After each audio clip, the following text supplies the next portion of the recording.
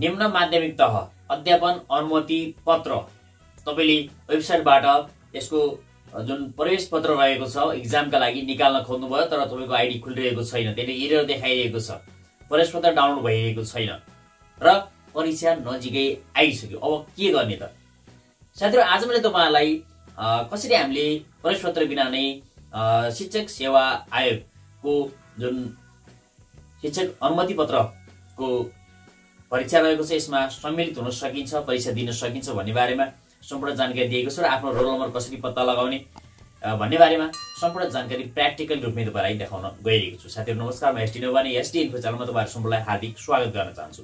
साथीहरु के छ भने शिक्षक सेवा आयोगको यो वेबसाइटमा विगत लामो समयदेखि नै मैले समस्या देखिरहेको छ, किनभने मैले पटक पटक भिडियोहरु बनाएर तपाईहरुलाई जानकारी दिँदै आएको छु विभिन्न समस्याहरुको समाधानको बारेमा, अनि मलाई विभिन्न कमेन्ट र मेसेजहरु पनि आइरहेका हुन्छन्।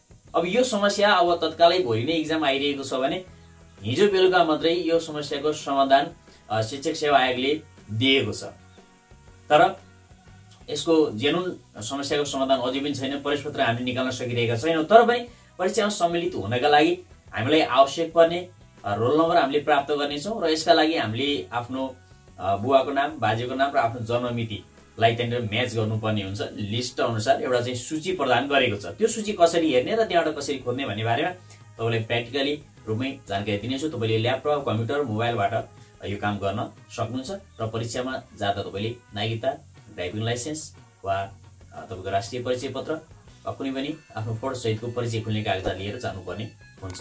लागु मोबाइल स्क्रिन तपाईले परीक्षा केन्द्र हेर्नुपर्ने हुन सक्छ, परीक्षा केन्द्र पनि आवश्यक पर्यो तपाईहरुलाई। परीक्षा केन्द्रको लागि के गर्ने त भन्दा तपाईहरु पुनः यो थ्री लाइनमा जानु होला, यहाँनिर डाउनलोडमा जानु होला, डाउनलोडमा गएमा यसपछि अलिकति यहाँनिर तल जानुस्। यहाँनिर यो केही दिन पहिला नै सूचना जारी भएको थियो परीक्षा केन्द्रको, म हेर्न गइरहेको छु। परीक्षा केन्द्रका लागि यहाँनिर 11 गते नै जारी भएको रहेछ। निम्न माध्यमिक तहको अध्यापन अनुमति पत्रको मिति 2082 8 महिना 20 गते दिउँसो 1 बजे सञ्चालन हुने परीक्षा केन्द्र सम्बन्धी सूचना भनेको छ। हेर्नु होला, यसको साइडमा डाउनलोड देखाएको छ, यो डाउनलोडमा क्लिक गर्नुहोस्। हेर्नुहोस्, डाउनलोड क्लिक गर्दा बित्तिकै अब तपाईले यहाँनिर रोल नम्बर वाइज परीक्षा केन्द्रहरू सम्पूर्ण देख्नुहुनेछ। यहाँनिर अलिकति सूचना छ, यो पनि तपाईलाई क्लियर म गरिदिन चाहन्छु। निम्न माध्यमिक तह अध्यापन अनुमति पत्रको परीक्षा सञ्चालन गर्नका लागि परीक्षा केन्द्र निर्धारण तथा रोल नम्बर कायम गरिएको सम्बन्धमा भनिएको छ। यहाँनिर शिक्षा सेवा आयोगबाट 82/6/12 गते प्रकाशित विज्ञापन नम्बर 448283 बमोजिम मिति 82 8 महिना 20 गते दिउँसो 1 बजेदेखि सञ्चालन हुने निम्न माध्यमिक तह अध्यापन अनुमति पत्रको परीक्षाका सञ्चालनका लागि आयोगले मिति 2082 8 9 गते निर्णय अनुसार परीक्षा केन्द्रहरू तय गरिएको छ भनेको छ। यहाँनिर परीक्षा केन्द्र हेर्नु होला, यसरी देखाएको छ। यहाँनिर तपाईले यहाँबाट हेर्नु होला परीक्षा केन्द्र, आफ्नो रोल नम्बर यहाँ म्याच गर्नु होला यसरी, र यता त्यो रोल नम्बर अनुसार कुन विद्यालयमा परेको छ भन्ने कुरा यहाँ देखाइदिएको छ। हेर्नु होला तपाईले यो अनुसारले हेर्नु होला। अब प्रदेश अनुसार छ, यो कोशी प्रदेश को माथि दिएको छ कोशी। अब लामो छ लिस्ट, तपाईले हेर्न सक्नुहुन्छ, अलिकति समय त लाग्छ पक्कै पनि। मध्य प्रदेशको आयो, त्यसै गरी यहाँनिरबाट प्रत्येक प्रदेशको रहेको छ, लास्टमा यहाँ सुदूरपश्चिम प्रदेशको पनि रहेको छ। यो तरिकाले हेर्न सक्नुहुन्छ परीक्षा केन्द्रलाई। अब रोल नम्बरलाई कसरी हेर्ने, आफ्नो रोल नम्बर कसरी पत्ता लगाउने त्यो भन्न गइरहेको छु। सबैभन्दा पहिले हामी ब्राउजरमा जान्छौँ। ब्राउजरमा गएर यहाँनिरबाट license.ac.gov.np हामी यो क्लिक गर्छौँ। सरी, रिजल्ट होइन यहाँ।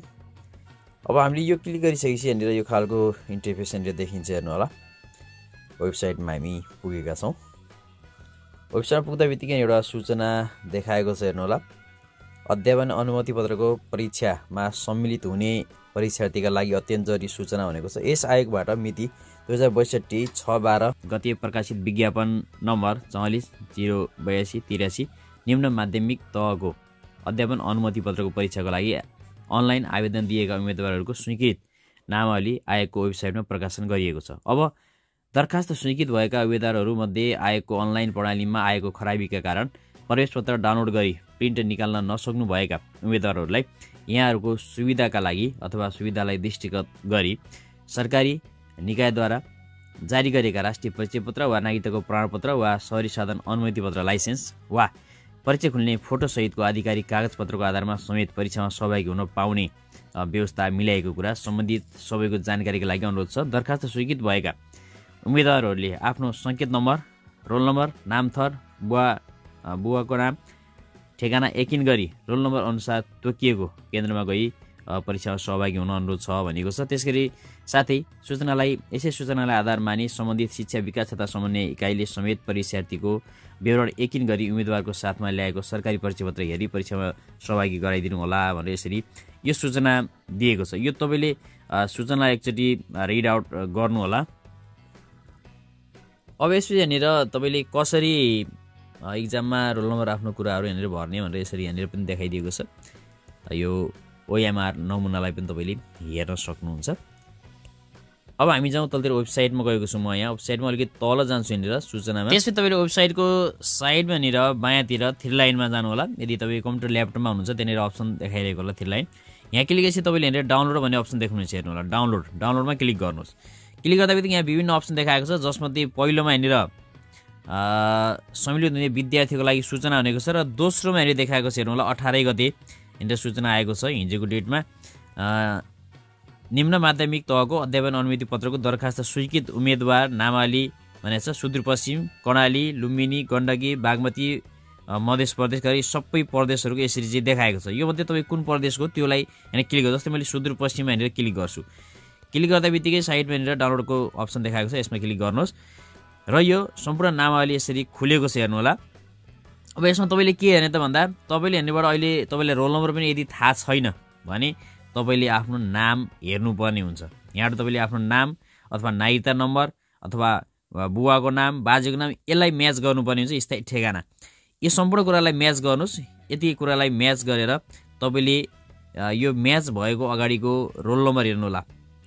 रोल नम्बर तपाईँले यहाँबाट प्राप्त गर्न सक्नुहुन्छ र यही रोल नम्बरको आधारमा तपाईँले परीक्षा केन्द्रमा गएर मजाले परीक्षा दिन सक्नुहुन्छ। अलिकति समय त लाग्छ। तपाईँले आफ्नो नाम यहाँनिर धेरै लिस्टहरू रहेको छ, लामो लिस्ट छ। आफ्नो नाम हेर्नु होला। यदि तपाईँले पिडिएफमा यहाँनिर यसरी पिडिएफ फाइल जुन देखाएको छ, तपाईँले यसमा सर्च गर्ने मोबाइलमा सिस्टम छ भने त्यो अझ सजिलो होला तपाईँहरूको लागि। जस्तै माथि यहाँनिर मैले क्लिक गरेर यहाँनिर सर्च छ भने तपाईँलाई अझ बेटर हुन्छ। जस्तै मैले यहाँनिर हेर्न खोजेको जुन नाम थियो त्यो भनेको अनिता कडायत थियो। अनिता कडायत मैले हेरेर पाएँ। यहाँनिर अब यति पाइसकेपछि तपाईँले हेर्नेबाट यता आफ्नो बुवाको बाजेको नाम पनि म्याच गर्नु। यहाँनिर हर्कबहादुर कठायत, ज्ञान बहादुर कठायत यहाँनिर यसरी देखाएको छ, हेर्नु होला। यति कुरा यहाँनिर मिलिसकेपछि अन्त साइडमा यता रोल नम्बर भनेको 4472 000050 यो रहेको छ यहाँनिर रोल नम्बर। अब यही रोल नम्बर अनुसारले तपाईँले यहाँनिर सिट प्लानिङ भएको हुन्छ, त्यो अनुसारले बस्ने हो। अब साइडमा यहाँनिर परिचय नम्बर यहाँनिर पनि देखाइदिएको छ। तपाईँले यो तरिकाले आफ्नो हेर्नु होला र यसको स्क्रिनसट पनि तपाईँले राख्न सक्नुहुन्छ आफूसँग एउटा। साथीहरू तपाईँले पनि यसरी नै आफ्नो रोल नम्बर पत्ता लगाउन सक्नुहुन्छ र शैलीसँग परीक्षामा सम्मिलित हुन सक्नुहुन्छ। साथीहरू भिडियो मन परेमा लाइक गर्नु होला, साथीहरूमा सेयर गर्नु होला र च्यानललाई सब्स्क्राइब गर्न नभुल्नु होला। हवस् त, आगामी नयाँ भिडियोमा पुनः भेट हुनेछ। धन्यवाद।